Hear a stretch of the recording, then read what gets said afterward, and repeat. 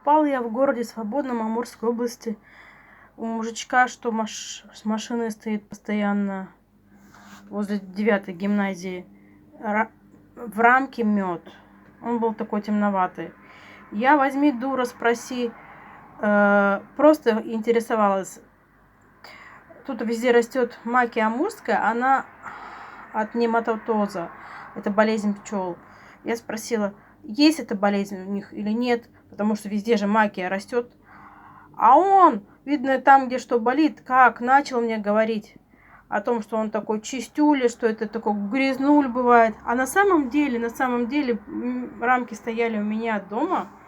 В квартире 30-ник давит, дом двухэтажный, на улице минус 35.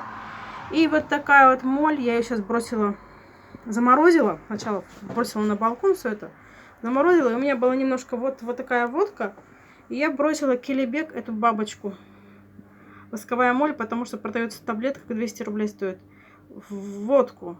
И все ее отходы жизнедеятельности тоже сюда накидала. Только я не знаю, правильно это, неправильно. Кто мне скажет?